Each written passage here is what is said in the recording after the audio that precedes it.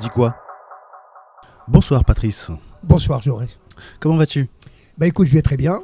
Donc tu es un habitant du quartier. Oui. On s'est rencontrés ici au magasin, à la boutique, rue Marcadet. Et donc de fil en aiguille, on a discuté, on a beaucoup parlé musique parce que tu t'y connais en musique. Et on expliquera un peu tout ça tout à l'heure. C'est assez surprenant. C'est la raison aussi pour laquelle tu es là ce soir. Tout d'abord, un grand merci. Mais merci à toi de me faire confiance. Et j'espère que les gens du quartier ils viendront choisir ta musique ici pour faire vivre ce quartier. Parce que les grandes surfaces, c'est gentil. Mais maintenant, c'est des tromblons qui sont là en train de te conseiller. Donc voilà. Des tromblons, c'est quoi des tromblons? Un tromblon, c'est un cave, quoi. C'est ce qu'on appelle. Mon père, il appelait ça un balpo. Il est arrivé dans le quartier en 1927. D'accord. Donc il a connu Pigalle, Place Blanche, Barbès-Rochechouart. C'était le garde du corps de la famille Dupont. D'accord. Les restaurants Dupont, la brasserie Dupont, il y en avait 5. D'accord. C'est lui qui allait chercher l'argent avec le père Dupont. Donc tu es parisien, tu es parisien? Ah, je suis 100% parisien, D'accord. Je suis né à la Riboisière. À la Riboisière. Okay. Voilà. D'accord. Dans quel arrondissement ça se trouve, la Riboisière? Le 10e. D'accord. Salle Bazin, lit 42. Et je suis né à 22h51, un certain jour du mois de juin, on va dire. Voilà. Donc j'ai vraiment 62 piges. Et puis quand je suis venu au monde, c'était la première fois qu'un homme faisait les accouchements. Et un homme, ça s'appelle un sage-femme aussi. Au lieu de dire une, on dit un sage-femme. Et il m'a fait tomber par terre. Ah bon? Donc il m'a bousillé un rein, la 4e et la 5e vertèbre. D'accord. Et la 5e et la 6e cervicale. Voilà. Je faisais 4,4 kg. Donc le mec, c'était la première fois, il sortait un môme de 4,4 kg. Voilà, ça c'est pour... Donc c'est une belle entrée en matière. Alors, c'est une belle entrée en matière, ouais. Ensuite, sur le plan scolaire, j'étais à la maternelle Marcadet. Voilà, un peu plus loin, dans ta rue, un petit peu plus loin sur la gauche, en allant sur Max Dormois. Ensuite, j'étais à la communale rue Pierre-Budin. Alors la communale, qu'est-ce que c'est, une communale? La communale, la communale, c'est quand tu es au CP. À l'époque, on disait le CP. Ensuite, tu étais en 10e. Tu passais la 9e, la 8e, la 7e. Tu allais en 6e. Si tu réussissais ton examen de 6e, tu partais au collège. D'accord. Et on va dire 70%, on était des caves. Donc, ils ont créé la 6e, la 5e et la 4e de conversion, ils appelaient ça. Ensuite, j'ai été au collège Max Dormois. Là, je me suis battu avec un mec qui s'appelle Patrick Chastagnier. Et ma marraine et mon parrain, ils m'avaient acheté une montre. Et il me l'a fait tomber par terre. J'ai vu rouge et je lui ai mis une droite. Et pourquoi je lui ai mis une droite? Parce que j'étais boxeur scolaire. Et j'étais champion de France. J'étais au Rasta Rodamien, sur l'île Saint-Louis. Voilà. Et donc sa maman, elle a déposé plainte dans les 6 commissariats du 18e. Et ma mère était concierge, et elle a vu 6 flics arriver avec... Non. À l'époque, c'est les flics qui amenaient les convocations. D'accord. Donc elle a vu les 6 flics, et on s'est retrouvés rue Lambert, un commissariat qui n'existe plus. Et donc, comme ils savaient que je faisais de la boxe scolaire, je précise bien scolaire, je n'ai pas été amateur ni professionnel, scolaire. J'ai été convoqué à la fédération avec mon père. Ça faisait 4 mois que j'avais mon titre de champion de France scolaire. D'accord. Alors scolaire, je vais développer, c'est 3 rounds d'1 minute et 3 repos d'1 minute. Voilà. D'accord. Scolaire, c'est pas... Okay. C'est quel âge? T'avais quel âge à peu près? J'avais 11 ans. 11-12 ans. Ah ouais, d'accord, ok. Tu mettais déjà des droites à cet âge-là. Et ouais, et donc j'ai été interdit de boxer, machin. D'accord. Et puis voilà, et donc j'ai arrêté la boxe. Voilà, et je me suis mis à fumer. Alors, des Gauloises, à 12 ans, 13 ans. Exactement, des Gauloises. Sans filtre.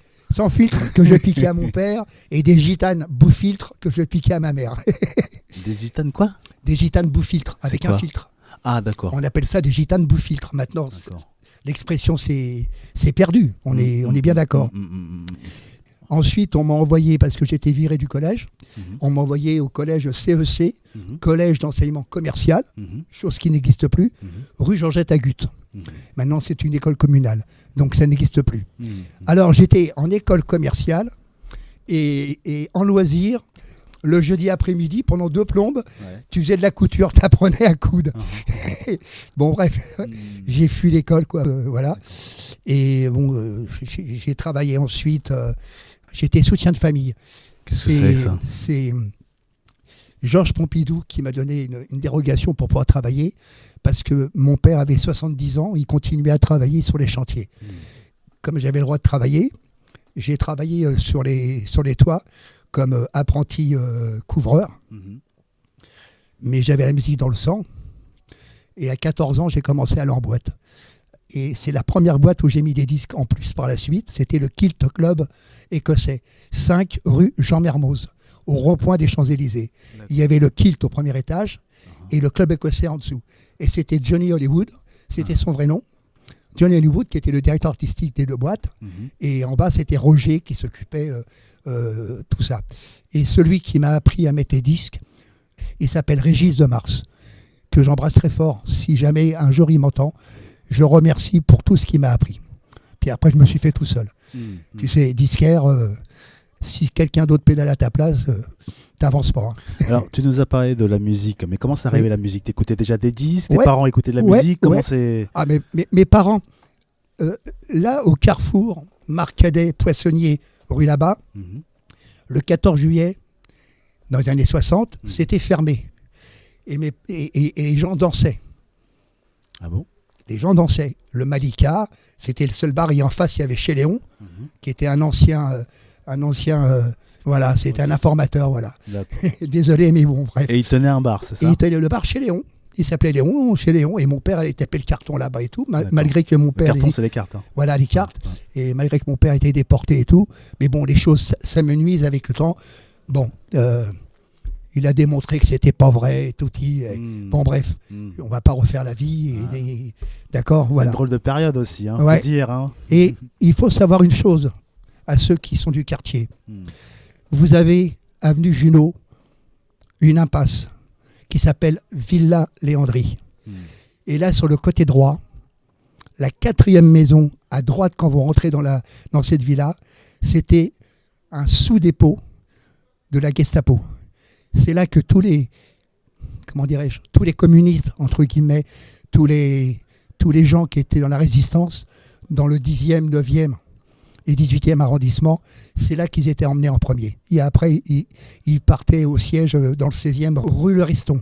Voilà, ça c'était le siège. C'est là qu'ils te faisaient souffrir. Voilà. Ouais, tu parlais donc de ce bar avec la musique. Oui, avec la musique. Donc c'était fermé. Donc mes parents, ils dansaient. J'étais en admiration. Ils dansaient sur une table ronde. Ils dansaient la valse sur une table ronde. Ils faisaient monter maman et ils dansaient devant tout le monde là. Voilà. Donc le son, je l'ai toujours dans les oreilles. C'était quoi comme musique qui jouait? Oh là là, c'était de l'accordéon. C'était, me rappelle pas. Non, là je peux pas. La musette. La Java, voilà, tango, valse, musette. Et pour revenir à ta première question, le premier disque que j'ai acheté, c'est Gilbert Montagnier, The Fool, le 45 tours. À l'époque, c'était un prise unique rue du Poteau. Et ils vendaient des disques. Quand tu rentrais dans le prise unique, à droite, tu avais les vinyles et tu n'avais que les vinyles parce qu'à l'époque, les CD n'existaient pas. Et c'est mon premier disque que j'ai acheté, c'est The Fool. Ensuite, le deuxième disque que j'ai acheté, c'est Aranguez. J'ai perdu le nom de l'interprète, de celui qui jouait Aranguez. C'était mon deuxième album. Alors après... Mais alors pourquoi ces disques-là que tu avais achetés, c'était quoi? Qu'est-ce qui t'avait... J'adorais Aranguez. D'accord. Et puis The Fool, c'était le tube, c'était l'aveugle. Il faisait les télés, c'était l'aveugle, il était comme ça, tu vois, je veux dire, c'était un truc, tout le monde écoutait The Fool, mais je veux dire, à l'époque, dans les années 60, tout le monde écoutait The Fool. D'accord. Okay. Il n'y a pas un mec qui n'a pas écouté The Fool, ou alors il était sourd, le mec. Non, mais ça passait sur les radios, ça passait... Bon, bref. Et puis ensuite, je me suis perfectionné. J'ai été dans une boîte qui s'appelait Le Kiss, à Strasbourg-Saint-Denis, et c'était une boîte d'Africains, hein, parce que maintenant, je n'ose plus prononcer certains noms. Et c'est là que j'ai découvert James Brown, Winston Pickett, le Rhythm and Blues, la soul américaine. Voilà, soul américaine, Rhythm and Blues, voilà. À 14 ans et demi environ, 14 ans et demi, 15 ans, allez, j'ai commencé à aller au Kilt. Le soir, parce que normalement, tu avais le droit que le dimanche après-midi. Ça s'appelait des matinées, de 14h30 à 18h. Oh là là, 14h30, 18h. C'était les matinées. Voilà. Et moi, j'y allais le soir, j'étais grand, je faisais plus vieux que mon âge. Et c'est là, à force de regarder Régis mettre les disques, machin bordel, et d'acheter des disques, parce qu'ensuite, avant d'être disquaire, je vendais de la pomme de terre à la Chine. Tu pars avec un camion, avec 3 bonhommes à l'intérieur, et tu mets un sac de pommes de terre sur l'épaule, dans les cités, et tu cries pommes de terre, patates, pommes de terre, patates.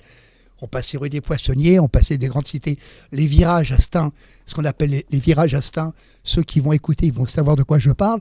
Voilà, on faisait les cours, les grandes résidences. Pommes de terre, patates, c'était 12 francs. Et sur 12 francs, tu avais 1,50 franc pour toi. D'accord. C'était en quelle année, à peu près? 75-76. J'ai le certificat de travail. Voilà. Alors, on va se faire une petite pause musicale. Alors, c'est toi qui fais la sélection. Donc, le premier titre qu'on va jouer, qu'est-ce que ça va être? Alors, ça va être Requiem pour un con de Gainsbourg, qui a été réenregistré avec Arthur H. Ok. Et tu nous expliqueras après pourquoi. 1, 2, 3, check. It's okay.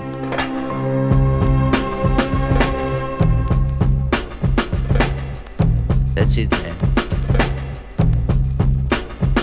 Ouais.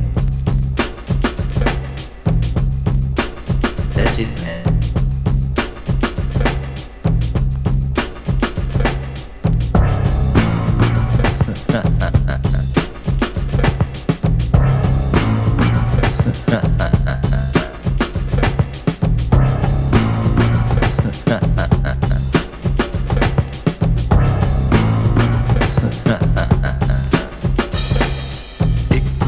Les orgues, elle joue pour toi.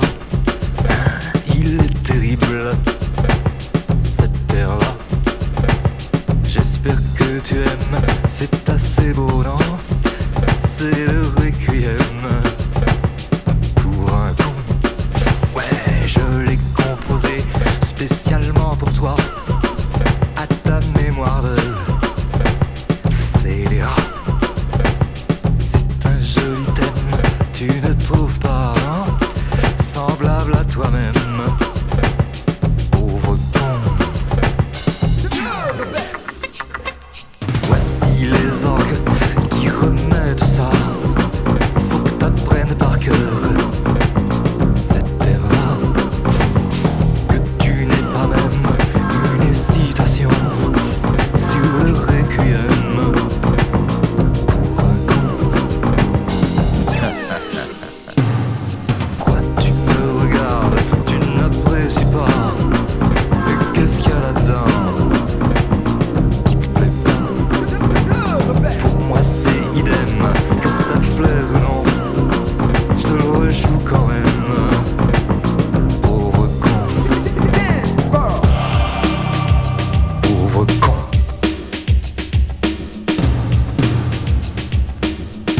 That's it, man. Pauvre con.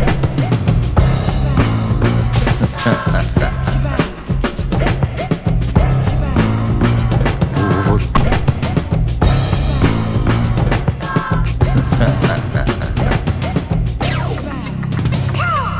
Écoute les orgues, elle joue pour toi. Il est terrible, cette terre-là. J'espère que tu aimes, c'est assez beau, non? C'est le requiem pour un con. Je l'ai composé spécialement pour toi, à ta mémoire de scélérat. Sur ta figure blême, au mur des prisons, j'inscrirai moi-même, pauvre con.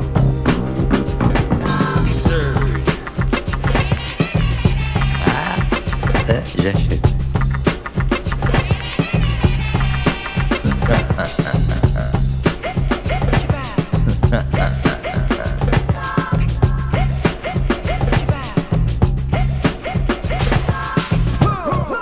That's it, man.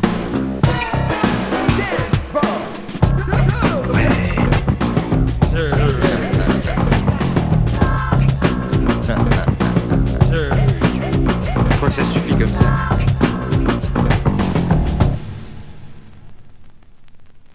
Oui, Requiem pour un con.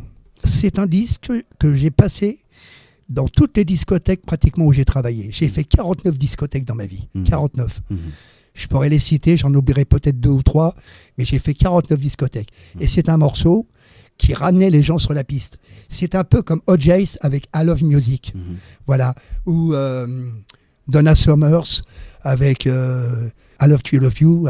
Voilà, c'était des morceaux, quand ta piste se cassait la gueule, tu mettais ça, les gens revenaient dessus et après tu retravaillais ta piste. Voilà. Alors comment tu es arrivé à cette activité? D'ailleurs, comment on l'appelle cette activité? Alors à l'époque, c'était un disquaire.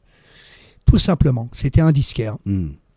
Et en 81, avec les radios libres, c'est devenu disque jockey. Disque jockey. Et aux États-Unis, un disque jockey, c'est un mec qui est derrière ses platines et qui fait de la radio. Voilà. Et ensuite, ce mot, il est devenu commun. Maintenant, tout le monde est DJ. Maintenant, on fait des sets. Le mec, il fait 3 heures, il est crevé. Il prend 3 000 €. Nous, à l'époque, j'ai été payé 175 francs la nuit. Dans certaines boîtes, d'autres boîtes étaient payées plus cher. Chez Castel, il faut savoir que c'était la seule discothèque qui avait le droit de refuser du monde. Car à Paris, aucun club n'était privé. Même aujourd'hui, aucun club. Parce que pour qu'il y ait un club privé, il faut qu'il y ait 1000 adhérents qui déposent leur nom en préfecture de police. Et à partir du moment où l'immeuble t'appartient, c'est à ce moment-là que ça devient un club privé. Et Castel, c'était le seul club privé officiel. Toutes les autres, Régine, le François Patrice, ce que tu veux, je veux dire, aucune boîte n'était privée. Aucune. C'était le seul. Au mois, hein, je me faisais entre 10 et 15 000 francs.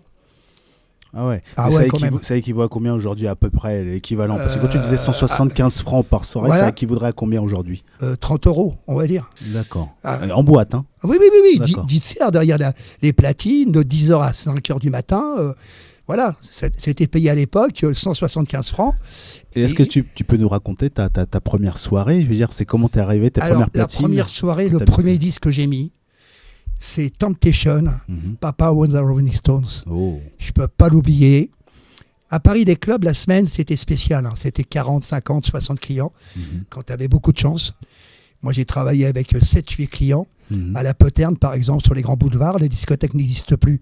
Pour la situer, c'était de l'autre côté du trottoir du Memphis. Le lundi, le mardi, le mercredi, tu avais 10 clients maximum. Tu faisais tourner 10 clients.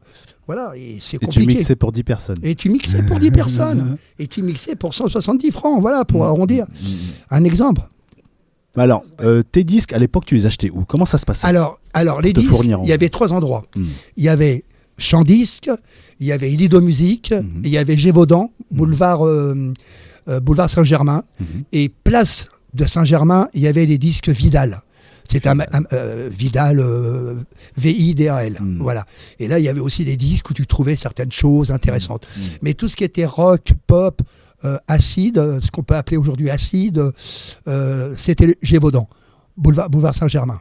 Tout ce qui était disco, funk, soul, bossa, tout ça, c'était énormément à Champ Disque, chez monsieur Ben Saoud. Le patron de Champ Disque. Ça se trouvait où, Champ Disque? Champ Disque 84, Galerie des Champs-Élysées. D'accord. Maintenant, ça n'existe plus.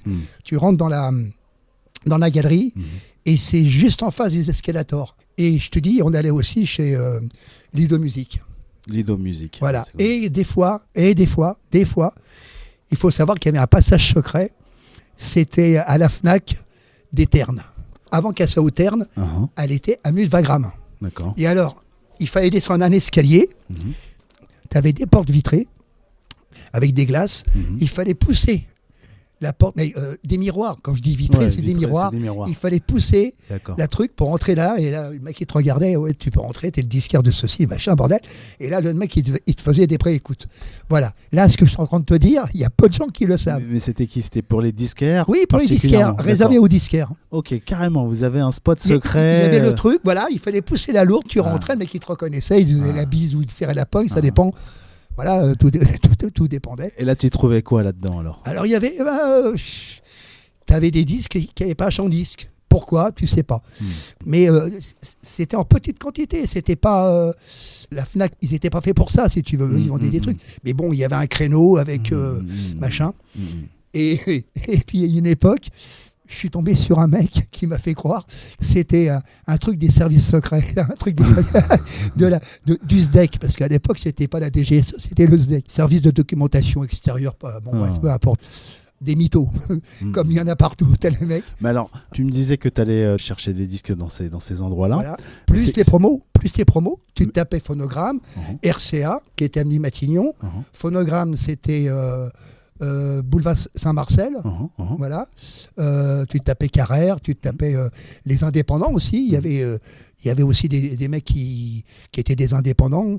Il y en avait deux. Il y en avait 2 des indépendants qui étaient rue Jean-Mermoz dans la rue du Kilt et Club Écossais. Et il y avait le Touquet à côté en face, pour ceux qui se rappellent. Voilà. Mais tu cherchais quoi comme vie. Musique, comme son? C'était quoi à l'époque? C'était quoi la demande? Non, il n'y avait pas de demande. C'était tu travaillais, quand tu étais disquaire à l'époque, tu travaillais pour la boîte. C'est-à-dire que quand tu arrives, quand un disquaire s'est fait virer, par exemple, c'est arrivé que j'ai remplacé des mecs, machin, je suis resté dans des boîtes, tu regardes la musique qui passe, les mecs, et donc tu dois t'adapter. Et tu achètes tes disques en conséquence. Je vais donner un exemple très clair. Je suis resté 1 semaine dans cette boîte. C'est le Riverside, rue des Ciseaux. C'est une boîte uniquement de reggae. Je suis arrivé, je prends les disques, j'en connaissais 3 surtout. C'était que du reggae, je comprenais rien. J'avais 15 minutes pour écouter, pour voir, tu vois. Il y avait un Marley que je connaissais, un Inner Circles, celui que je t'ai demandé de me trouver. Et il y avait un autre, je sais plus qui c'était, que du reggae. Je suis resté 1 semaine, j'en pouvais plus. J'en pouvais plus. Mettre que du reggae, non. J'adore le reggae, tu le sais bien, j'adore. Je suis très hétéroclite dans tout ce qui est musique, mais là, mon pote... 6 heures de reggae. Alors en plus, je mettais n'importe quoi. Je comprenais rien. J'ai dit, qu'est-ce qui me casse les couilles? L'autre, il me dit, mets-moi le truc de machin. Le truc de machin, vas-y, ça ressemble à quoi le truc de machin? Mais écoute, tu connais pas tes disques et tout. Je veux dire, 1 semaine, je me suis cassé. Voilà, le Riverside, rue des Ciseaux. Je sais pas si ça existe encore, mais je me suis pris la tête. T'as été où après? Alors, le Riverside, j'ai traversé. Je me suis retrouvé au Sabot de Bernard. Tu as traversé la rue, c'est ça? Voilà, j'ai traversé le boulevard Saint-Germain et j'ai travaillé dans une boîte qui s'appelle le Sabot de Bernard, le rive gauche. C'est à l'angle de la rue du Sabot et à l'angle de la rue Bernard de Palissy. Voilà, et dans la rue Bernard de Palissy, il y avait un restaurant qui appartenait à Jean Marais. Jean Marais, le comédien. Le comédien, Jean Marais, et comment il s'appelle son mari, il s'appelait comment Cocteau. Voilà. Et ça s'appelait le Chat Marais parce qu'il adorait les chats. C'est tout con. Et c'est la première fois que j'ai vu dans un restaurant un mec passer la brosse sur la table pour retirer les miettes, tu sais. C'était une brosse. Parce que j'ai été mangé naturellement. Là, c'était Lou Rose. C'était T-Connection. C'était... Là, tu parles de chanteurs, d'artistes américains, disco, soul... Voilà. Okay. C'était... Sabot de Bernard, tu avais OJ's, tu mettais les Commodores, tu mettais Daddy Cool, naturellement, qui ne mettait pas Daddy Cool. Non, mais je veux dire, le disquaire qui va me dire que dans les années 70, il ne mettait pas Daddy Cool, allez, il va mourir. Il y en a qu'un qui ne mettait pas Daddy Cool, que je connais, un seul. Il s'appelle Guy Cuevas, qui a été le premier disquaire au 7 et ensuite au Palace. On y reviendra après. Alors, on va se faire une petite pause musicale. Alors, moi, ce que j'aimerais qu'on écoute, c'est The Flood. The Flood. Voilà, alors, qu'est-ce que c'est The Flood? Alors, The Flood, c'est un morceau que j'ai découvert avec Guy Cuevas au Palace. Je tiens à signaler que le vrai disquaire du Palace, c'était pas moi, mais c'était Guy Cuevas, malgré que je travaillais avec lui. Voilà. Alors, c'est une recomposition du groupe de 10cc. Voilà, l'album s'appelle Conséquences. Le groupe, c'est Crème, je sais plus quoi, un nom à la con. C'est un triple album noir où il y a marqué dessus Conséquences. Et on était 3 à l'avoir à Paris. C'est Chandis qui l'avait. Il y en avait un pour le Palace. Régis de Mars au Kilt, il l'avait. Et puis le 3e, c'est moi qui l'avais. Voilà. D'accord. Ok. Donc, The Flood. Extrait de l'album Conséquences. Alors ça c'était le top. Quand tu mettais ça au Palace, tu avais 3000 personnes qui dansaient de gauche à droite, comme je t'ai expliqué tout à l'heure, tu sais. Voilà, les mecs. Et les mecs, ils s'embrassaient à chaque fois qu'ils se croisaient. Ils faisaient des bises et tout. Et là, c'est le noir complet. Imaginez-vous le noir complet avec des petits spots bleus qui clignotent comme ça. Tac, tac, tac, tac. L'ambiance. Écoutez bien ce morceau. Bonne écoute.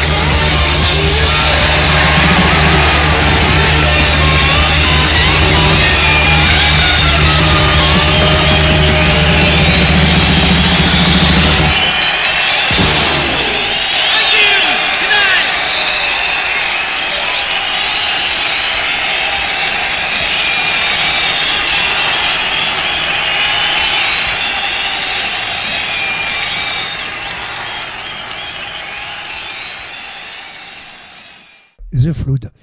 Et alors, ça, quand on le passait au Palace, quand je le passais à la main bleue. À la main bleue Oui. C'est connu, ça, la main bleue. Bah oui, ça à la mairie de Montreuil. Mairie de Montreuil, oui. Voilà. Ouvert le mercredi, vendredi, samedi et dimanche après-midi. Je précise, pour montrer que je connaissais. Voilà. C'est monsieur Jean-Michel Moulac, qui était le patron, et qui était aussi le patron de la Main Jaune, et qui est aussi le patron du Chalet du Lac, qui est toujours ouvert en ce moment. Maintenant, c'est un bal musette. Voilà. Et donc, un soir, j'ai été manger avec Guy Laroche, le couturier, voilà, qui est décédé, donc je peux le citer, c'était un ami intime.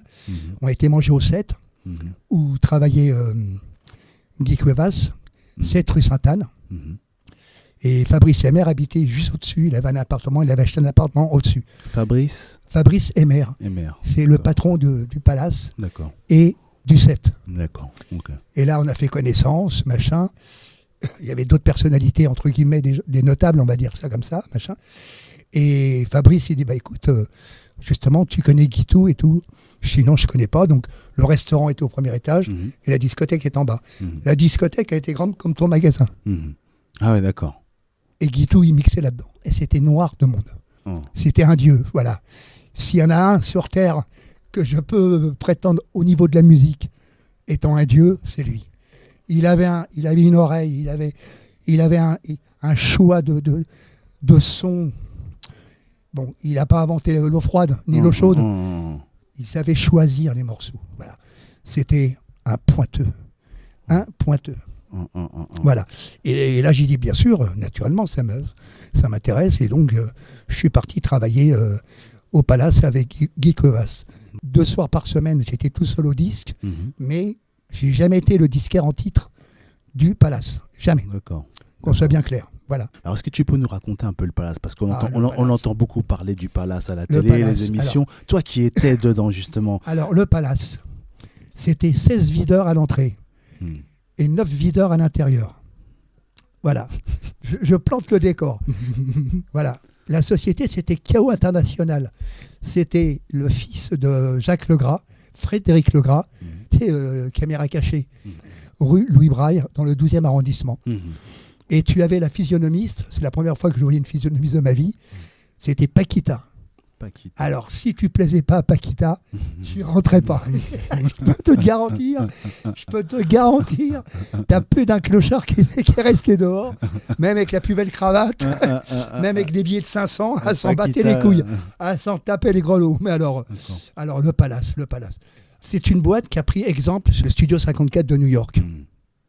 C'était un exemple pour Fabrice Emmer. Quand il a vu 54 de New York, et comme il connaissait tout Paris, les préfets, les sénateurs, les députés, les banquiers, il connaissait tout le monde, ce monsieur.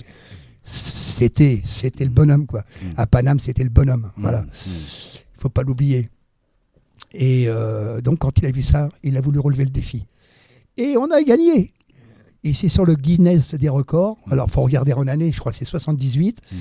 Le Palace, on a fait 800 entrées de plus que le Studio 54 de New York, payante. Je dis bien payante, parce que tout le monde ne payait pas au Palace. On était proche des 4000 personnes. Tu peux pas savoir comment ça peut puer. Tout était en velours, donc ça retient les odeurs, d'accord ? Plus le popper, ceux des mecs dans les chiottes, les autres qui étaient en train de se faire enfiler, machin. C'était intenable. Nous, on avait un ventilo, c'était vraiment l'odeur.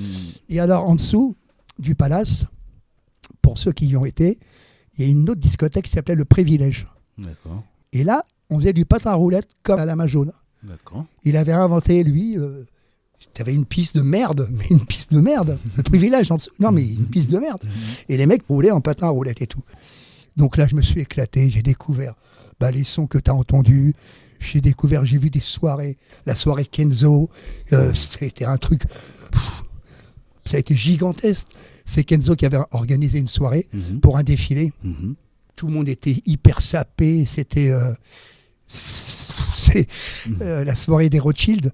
Le père. Il a fait une soirée déguisée.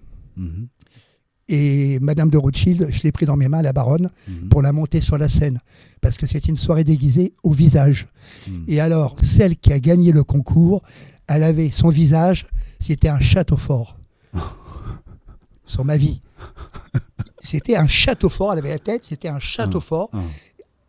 Le mec qui lui avait collé les tours sur les côtés ici, non, véridique, c'est un truc de fou. Et c'est elle qui a gagné le plus beau visage maquillé, une tête de château fort. C'est quand tu vois ça de haut, quand tu es à 6 mètres de hauteur, bon, tu vois tout le monde maquillé, machin.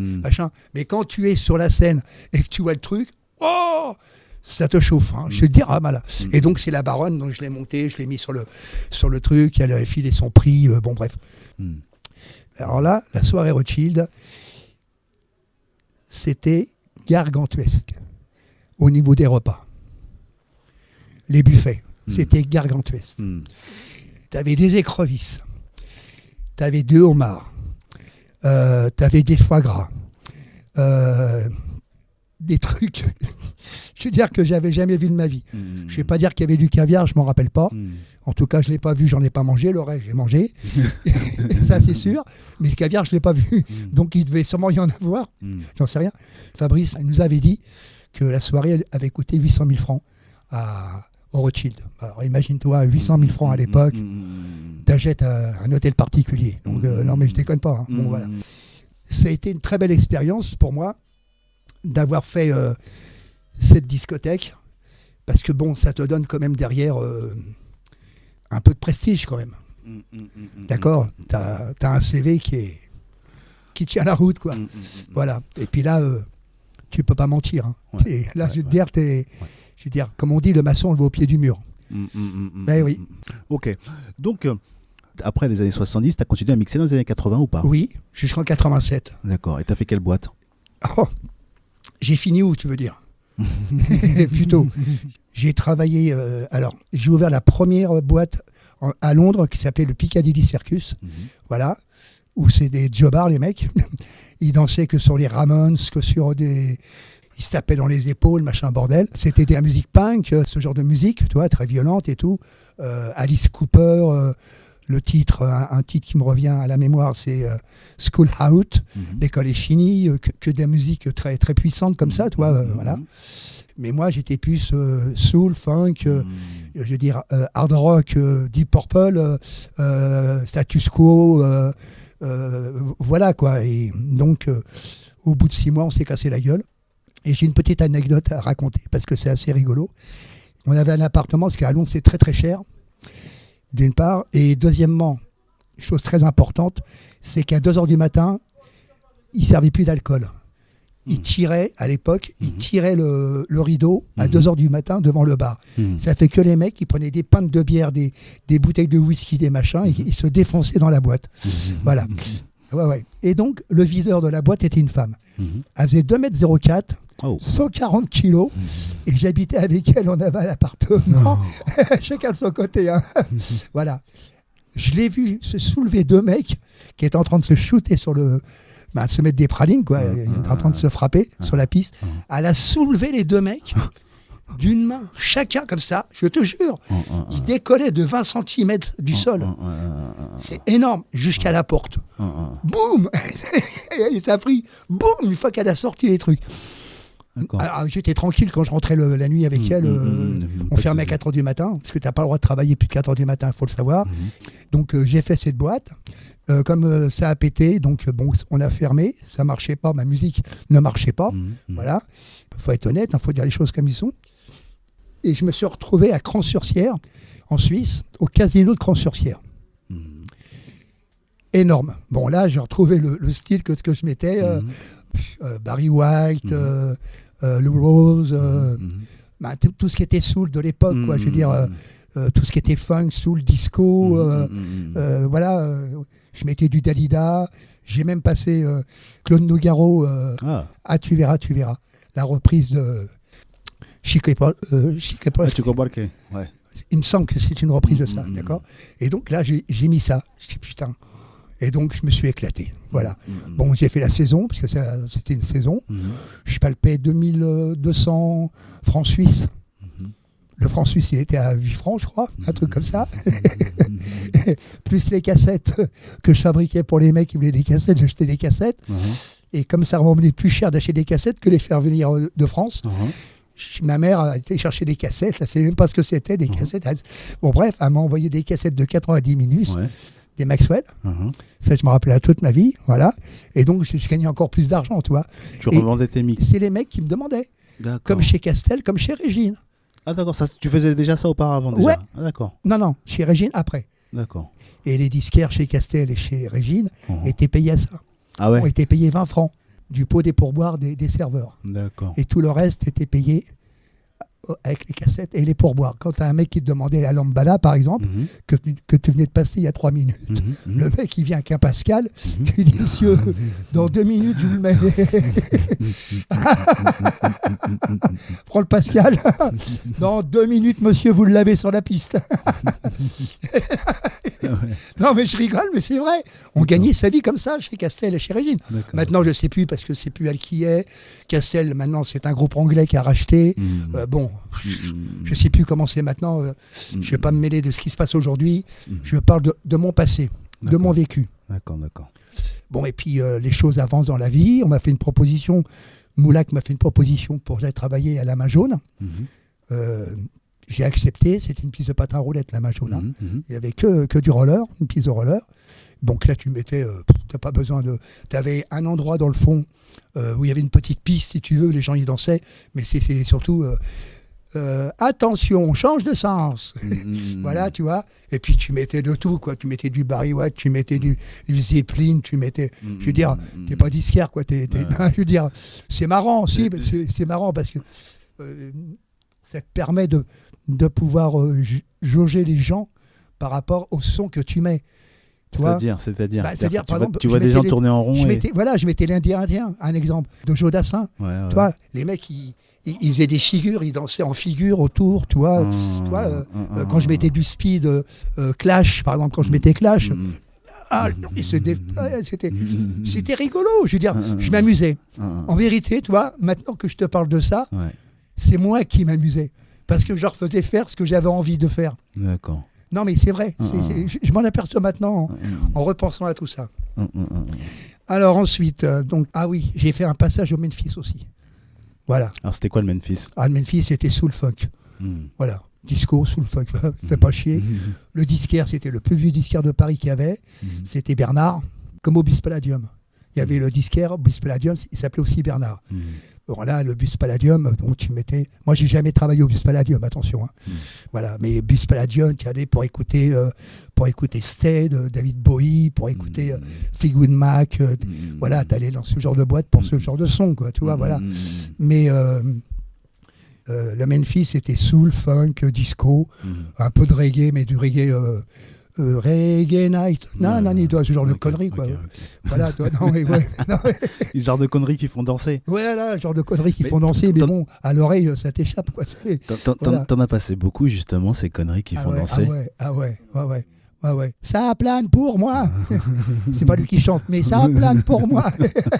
Ça marchait bien, ça. Ah putain, tu remplissais les pistes avec ça. Et dis-moi, le fameux cauchemar de tous les DJ, tu sais, la danse des canards, tu l'as passé, ça? Je l'ai passé que dans une seule boîte qui s'appelle Le Privé à Plouarnel. Alors Plouarnel, c'est le dernier petit village avant de rentrer dans la presqu'île de Quiberon. Voilà, là j'ai mis la danse des canards. Sur le territoire de Belfort, le patron c'était Noël. C'était un spécialiste du champagne. Alors je m'explique. Imaginez que vous mettez une coupe de champagne sur le dos de votre main. Donc, il était en face des clients et c'était le premier qui avait fini la coupe de champagne sans faire tomber une goutte par terre qui payait la bouteille. Et alors, Nono, c'était le roi. Il ne faisait pas tomber. Et attendez, c'est pas tout. Je travaillais, les deux platines étaient à côté d'un frigidaire. Et il y avait... comment ça s'appelle tu prenais un coup de jus. Il n'était pas à la masse, le frigo. Et quand tu étais crevé, à chaque fois, tu te prenais un coup de jus dans la poigne. Un truc de dingue. Pas mal. Et alors là, c'est la première fois de ma vie que j'ai mis de la musique militaire. Et là-bas, les gens, ils dansaient sur de la musique militaire. Oh là là. C'est-à-dire qu'ils tournaient autour de la piste, comme ça. Je mettais le bataillon de je ne sais plus trop quoi. L'autre, il avait fait... il a été à l'armée, il a été képi blanc, machin, il voulait tel bordel, bon bref. Là, ce jour-là, j'ai mis les mains comme ça, je me rappelle, j'ai loupé l'enchaînement. Et je l'ai regardé, les mecs, de 40 piges, en train de faire ça. J'ai dit, mais putain, où je suis tombé. Mais... Par contre, je me rappelle des inaugurations que j'ai faites. J'ai inauguré la Main Jaune, le Piccadilly Circus à Londres. J'ai inauguré le 1900 à Colmar. J'ai inauguré le New Love à Porto Vecchio. Buonasera, mes amis. Il faut expliquer aux gens ce que ça veut dire inaugurer. Ça veut dire que tu es le premier disquaire. Voilà, c'est ça. Donc j'ai fait ces 4 inaugurations que je me rappelle. Il y a une 5e, mais je ne me rappelle plus. Le public, c'était quoi ton lien avec le public? Le rapport avec toutes ces années où tu as mixé, si tu veux, les années 70 et 80, il y a une progression dans la musique, surtout dans les styles. C'est-à-dire que les gens avaient un peu marre de la funk, de la soul. Donc la new wave est arrivée, a pris le dessus. Donc un exemple, Moon Martin, Bad Boy, Moon Martin, magnifique, il vient de mourir d'ailleurs. Je voulais te le dire, voilà. Il est mort la semaine dernière. Tu mettais ce genre de musique, tu faisais des séries toujours de funk et de soul et de reggae. Et les rocks, t'es obligé. T'es obligé, en fin de soirée, t'es obligé de mettre les rocks. T'as les vieux couples qui veulent danser un rock. Le disquaire qui me dit qu'il n'a pas été obligé de mettre les rocks en fin de soirée, c'est qu'il fermait à minuit, le mec. Tu vois ce que je veux dire? T'allais danser ailleurs, quoi. Non, il faut respecter les choses quand même. Quand le mec, il a pris une Teibou à 350 balles, la Johnny Walker, et il a envie de danser un rock avec sa gonzesse. Tu vas lui mettre son rock. Non, mais tu vois ce que je veux dire? Non, mais attends, il y a des obligations. Il y a le disquaire dans une boîte, il n'est pas roi, contrairement à certains qui se prennent pour des vedettes. T'es pas une vedette, t'es rien du tout. T'es là, tu mets du son, c'est le patron qui prend la maille. Hein. Bon, bref. Et donc, la New Wave est arrivée avec B-52. Ça a été l'un des morceaux primates que j'ai mis. Après, tu avais le Clash, tu avais Dillinger, tu mettais Dillinger. Voilà le style. Ça changeait de la funk et puis de la soul. Toi, tu mettais autre chose. Mais, à part au Palace, j'ai toujours mis des slows dans toutes les boîtes dans lesquelles j'ai travaillé. Il n'y a jamais eu de slow au Palace. Pour quelle raison? C'était pas l'esprit de la boîte. Ah. C'était pas l'esprit. Alors l'esprit, c'était quoi alors du coup? L'esprit, c'était, comme tu m'as expliqué, je ne savais pas, on faisait de la musique progressive. Moi, tu m'as appris le mot. Toi, à 62 ans, j'ai appris un mot. On apprend tous les jours. Ouais, non, oui, on apprend tout le temps. C'est pour ça que je te dis, quand t'as des mecs qui disent je suis spécialiste, oula, t'en as pris dans le cul, toi. et puis voilà, quoi. D'accord, donc il n'y avait pas de place pour les embrassades? Non, c'était une boîte d'homosexuels. C'était une boîte... La base a été homosexuelle, faut pas se le cacher. Le Palace, c'était...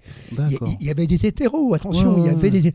Mais la clientèle, elle était homosexuelle. D'accord. Le 7 rue Sainte-Anne, c'était une boîte d'homosexuels. D'accord. Comme les colonies rue Sainte-Anne, c'est une boîte d'homosexuels. D'accord. Voilà. Okay. Voilà. Donc, pour ça que je te disais tout à l'heure, je t'ai fait passer le deuxième morceau que tu as passé, The Flood. C'est là, voilà, ça descend, machin.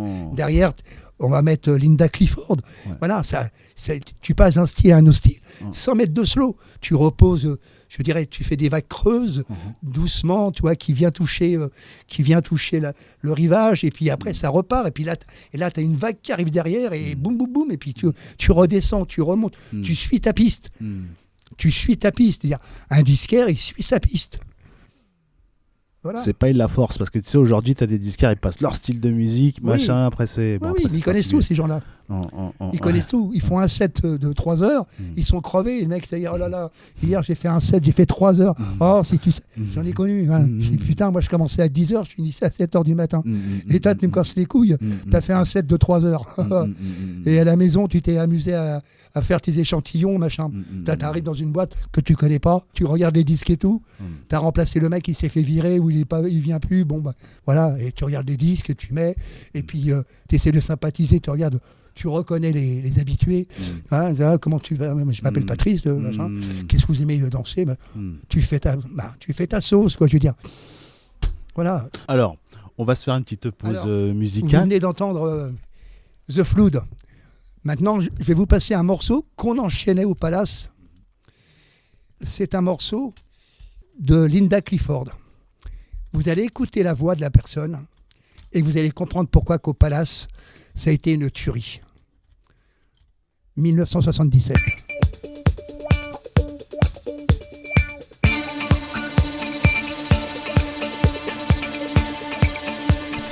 Alors, imaginez qu'après ce que vous avez entendu, vous avez ça derrière. Imaginez. Avec 3000 personnes qui dansent.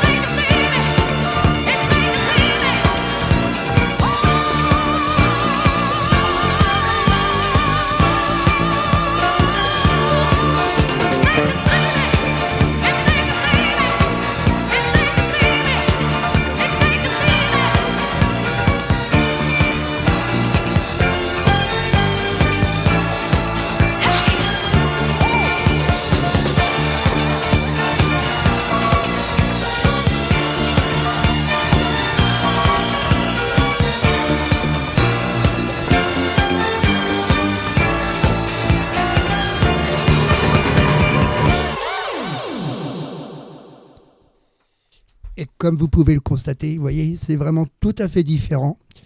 Linda Clifford par rapport à Conséquence, The Flood. Le Palace, c'était ça. Dans le titre qu'on vient d'écouter, on a le Palace. Voilà, c'est le Palace. Ok. C'est le Palace dans toutes ses formes. Mais alors dis-moi, Patrice, tu as été derrière les platines pendant tellement d'années et j'imagine que tu as fait tellement de clubs, tellement de bars, tu as rencontré tellement de monde. Oui. Tu as croisé qui Alors, le Palace, tout Paris venait.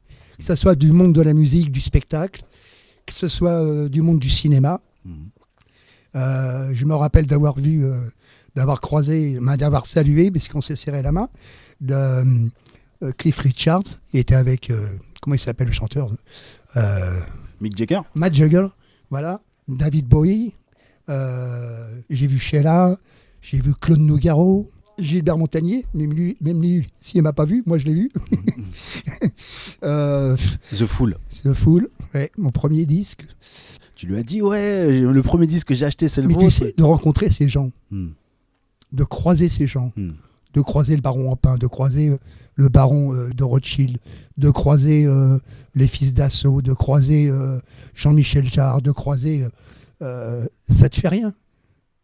Bah, personnellement, je les ai vus, oui, et alors Et alors Et alors So what? Alors je les ai creusés et puis c'est bien, oui, j'ai serré la main, oui, bah, c'est bien. Et qu'est-ce que j'ai eu de plus Si, de voir ces gens de près, de les entendre, de les saluer, et ça s'arrête là.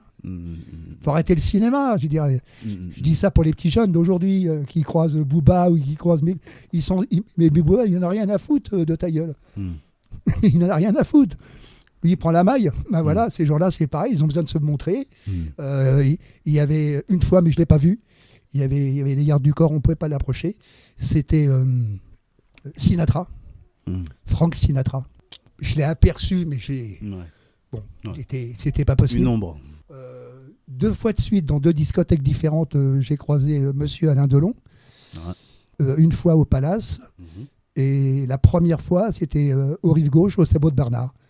Il est arrivé à 2h du matin avec un Borsalino, le col relevé. Il était au fond de la boîte. Il y avait deux personnes ou 3 personnes. Il s'est assis. On ne lui a pas pris son vestiaire. Il est resté une dizaine de minutes. Et il s'est cassé.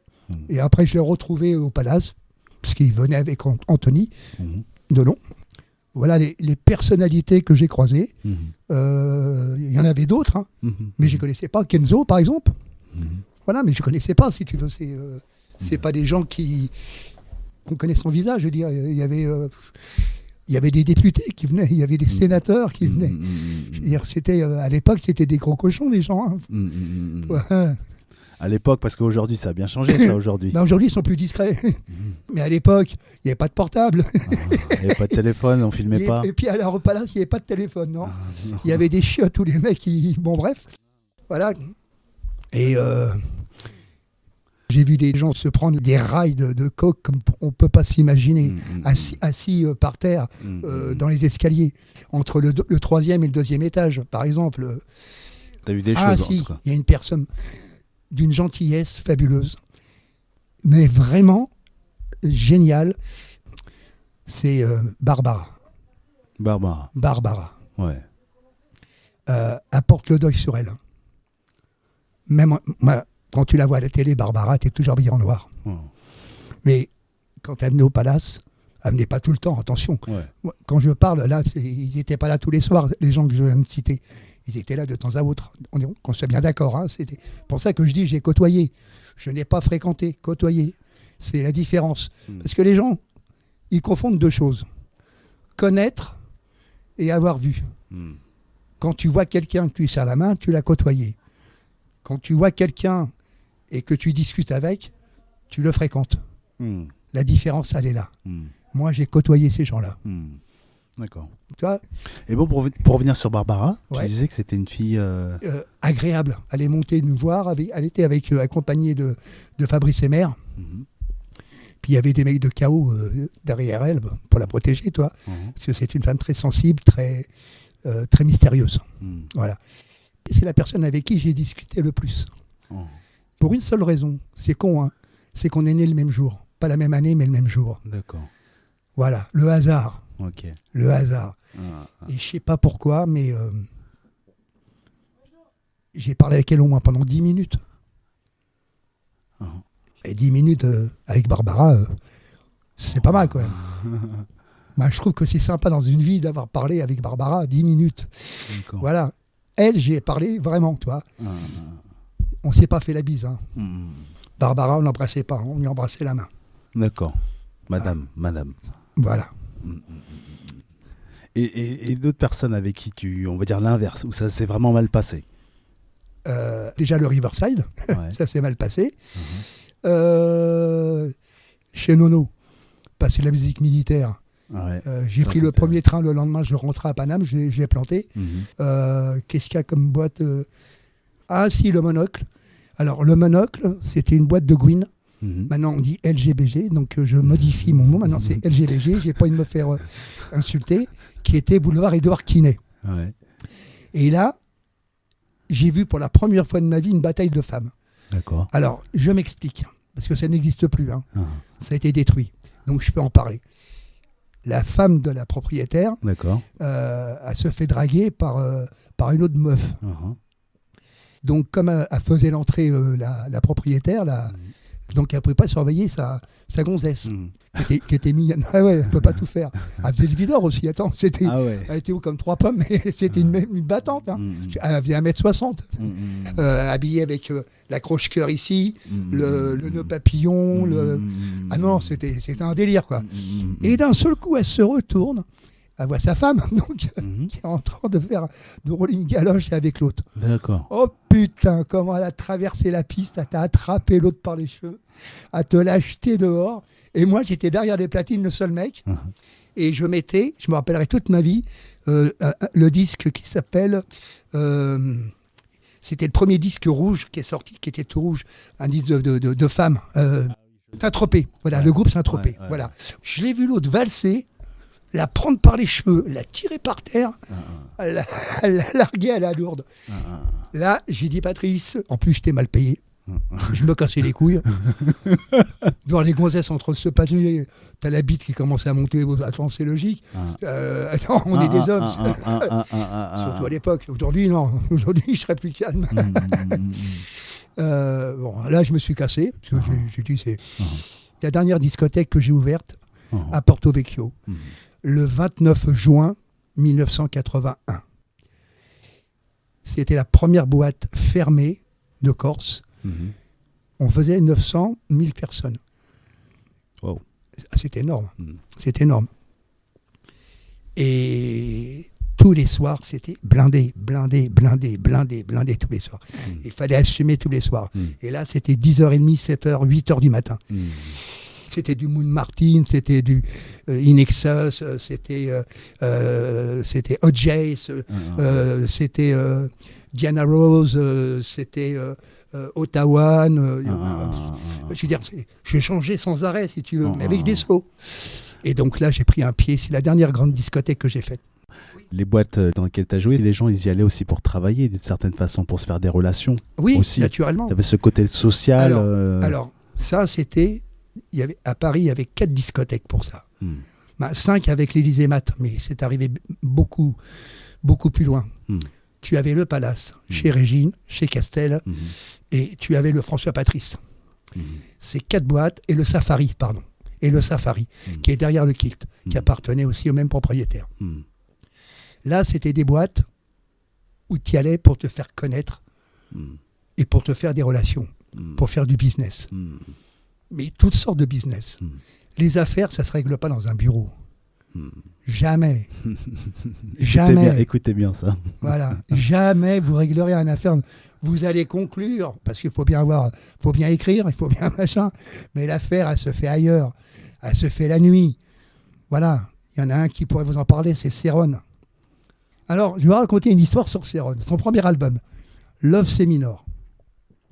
Alors, je travaille au Kilt. Et il vient, je ne connaissais pas, il fait 1m35.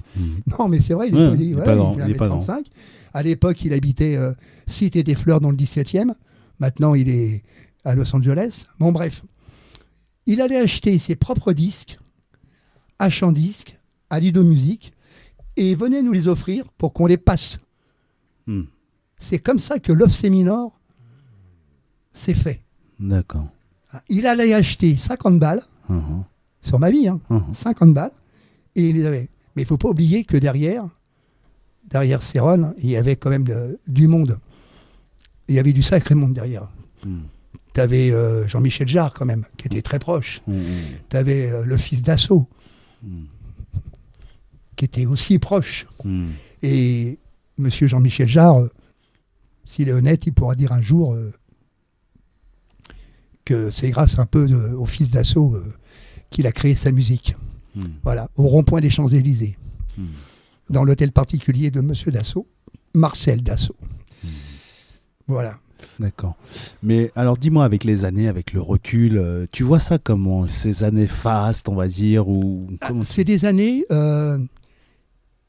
qui t'apportent des connaissances, qui t'apportent des savoirs. Mais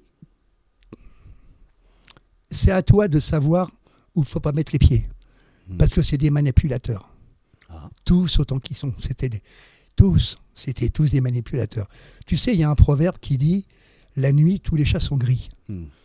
Eh bien, le milieu des boîtes de nuit, comme le Palace, d'accord, ou dans d'autres boîtes, le qui comme écossais, machin, le mec qui te fait miroiter ce truc, t'as pas besoin de ça, t'es là pour mettre des disques et tout, qui te fait croire voilà, au Palace, combien il y en a qui ont dû être déçus, des producteurs qui, pour avoir les gonzesses, tu connais, voilà, mais là c'était vraiment grand.